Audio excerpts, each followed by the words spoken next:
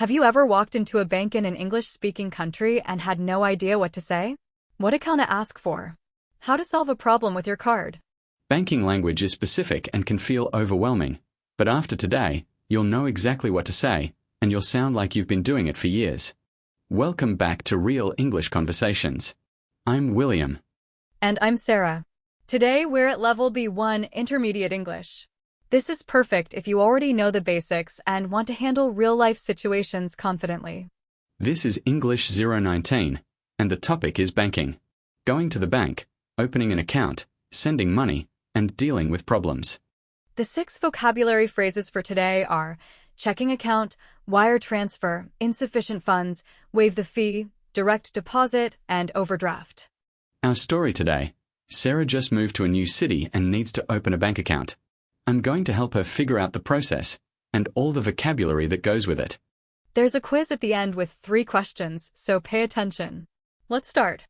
Okay, William. So I just moved to Denver last week and I really need to set up a bank account.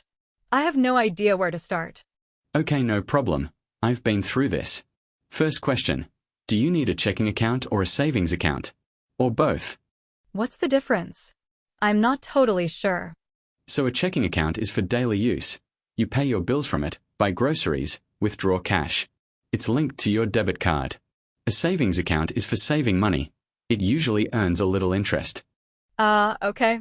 I definitely need a checking account then. I need to pay rent and set up my utilities right away. Good.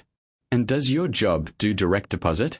That's when your employer sends your salary straight into your bank account electronically. No paper check. Yes.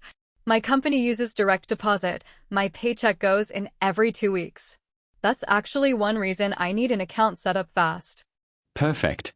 Most banks will waive the fee entirely if you have direct deposit set up. So you might not even have to pay a maintenance fee. Oh, that's great news. So they'll waive the fee just because of direct deposit?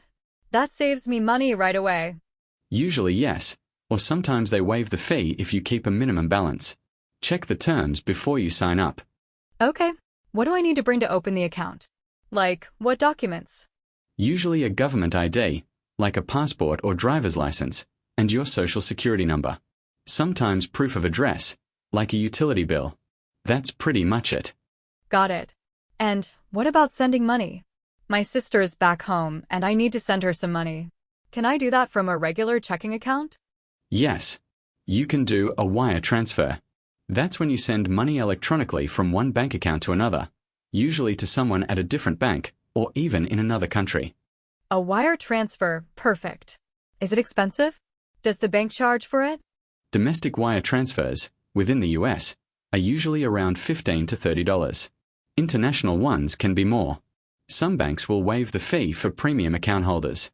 I should check that. One thing I'm a bit worried about: what if I spend too much and my account goes negative? What happens then? That's called an overdraft. If you spend more money than you have in your account, the bank may cover it, but they'll charge you an overdraft fee. It can be around $35 per transaction. $35 just for one overdraft? That's a lot. How do I avoid that? You can set up overdraft protection. It links your checking account to your savings account, so if you overdraft, it pulls from savings instead. Or you can opt out, and instead of covering it, the bank will just decline the transaction. What message do you get when your card is declined because of insufficient funds? Is it embarrassing? The message usually just says insufficient funds or transaction declined. The cashier will see it too, yes. It's a little awkward, but it happens to everyone at some point.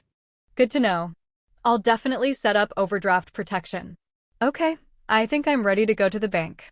What should I say when I walk in? Just say, "Hi, I'd like to open a checking account." They'll take it from there. And if they offer you products you don't want, just say, "No thank you, I just need the basic account for now." That's so simple. I was overthinking it. What if something goes wrong after I open the account? Like a charge I don't recognize? Call the bank and say, "I see a charge on my account that I don't recognize. Can you help me dispute it?"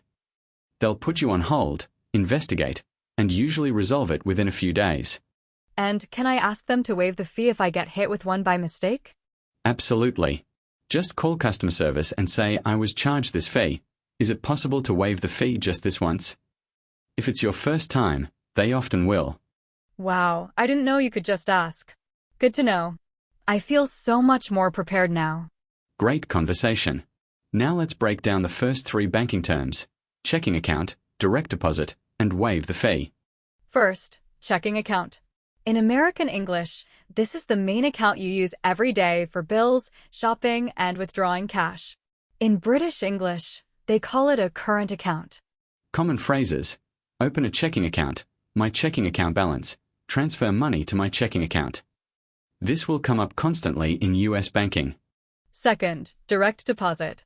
This is when your employer sends your paycheck directly into your bank account electronically, without giving you a physical check. To set it up, your employer will ask for your bank's routing number and your account number. You can find both at the bottom of a check or in your banking app. Third, waive the fee. When a bank waives the fee, they're agreeing not to charge you something they normally would. It's like getting a discount on a charge. You can say, "Can you waive the fee?" Or "Will they waive the fee if I set up direct deposit?" It's very common to ask a bank to waive the fee. Don't be shy. Okay, so I went to the bank. I opened my checking account. Everything went well. But now I have a question. I need to send $200 to my sister back home. What's the best way? Nice. So if she's in another country, a wire transfer is probably the most reliable. It goes directly from your bank to hers. It's secure and tracked. I actually tried to do a wire transfer this morning, but my account hasn't been fully set up yet, so I couldn't. The banker said to wait 24 to 48 hours. Yeah, that's normal. New accounts often have a hold period before you can do large transactions like a wire transfer. It's a fraud prevention thing. Makes sense. Also, something a little embarrassing happened. I tried to pay for gas with my new debit card and it was declined. It said insufficient funds. Oh, that can happen with gas stations. Some of them do a pre-authorization hold of $100 or more before they charge you the actual amount.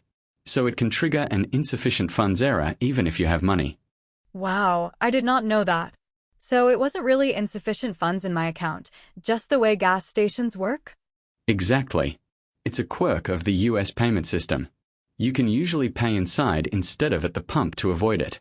Or use a credit card at the pump. Good to know.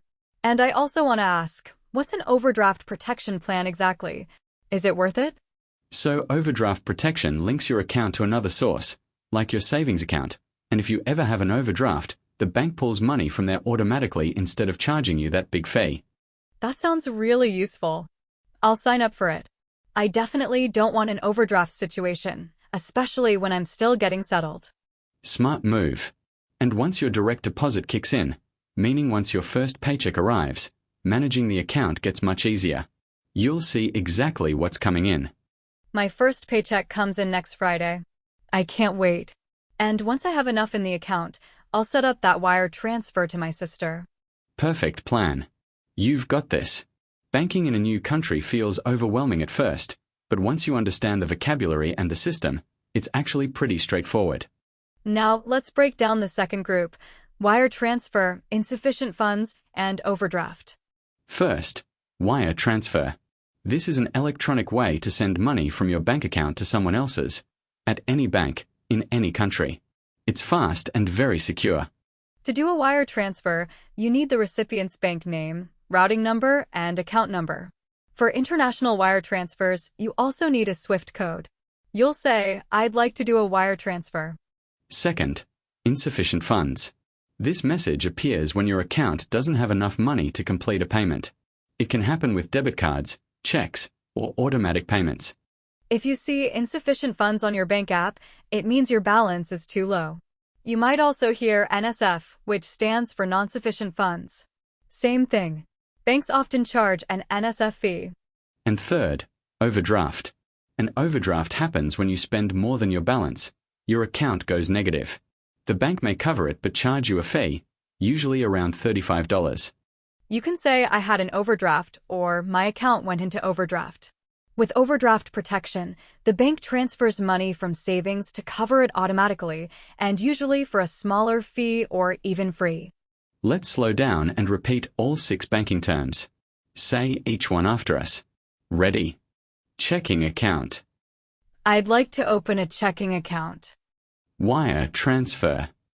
I'd like to make a wire transfer to an international account. Insufficient funds. The transaction was declined due to insufficient funds. Waive the fee. Is it possible to waive the fee this one time? Direct deposit. I set up direct deposit so my paycheck goes straight into my account. Overdraft. I set up overdraft protection to avoid extra fees. Time for the quiz. 3 questions on today's banking vocabulary. Think carefully. Some of these are tricky. Question 1. You want to send $200 to your brother at a different bank. You go to the bank and say, I'd like to make a what? A. Checking account, B. Wire transfer, or C. Direct deposit. The answer is B. Wire transfer. A wire transfer is the electronic process of sending money from one bank account to another. A checking account is what you open, and direct deposit is how your employer pays you. Question 2. Your debit card is declined at the supermarket. You check your account and see the message. Your account balance is 0 and you owe money. What happened? A. Insufficient funds, B. Overdraft, or C. Both A and B. The answer is C. Both. If you don't have enough money, that's insufficient funds. If you spend past 0 and go negative, that's an overdraft. Both things can happen at the same time. Last question, question 3. The bank charges you a $12 monthly fee. You call them and ask them not to charge you this month. What are you asking them to do? A. Waive the fee, B. Set up direct deposit, or C. Do an overdraft.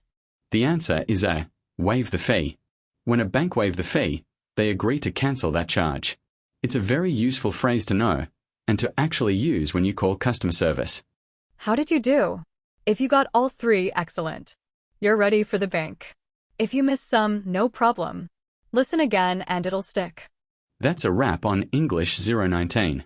Today you learned 6 essential banking terms: checking account, wire transfer, insufficient funds, waive the fee, direct deposit, and overdraft. These are words you'll actually need at the bank, on the phone with customer service, or even when reading your own account statements. Real-life vocabulary. If this episode was helpful, please subscribe to Real English Conversations and leave a review. Your support helps us reach more learners around the world. In English 020, we're going to talk about job interviews in English, how to answer common questions, how to talk about your experience, and how to leave a lasting impression. You won't want to miss it. See you next time. Keep learning, keep practicing. You're making real progress.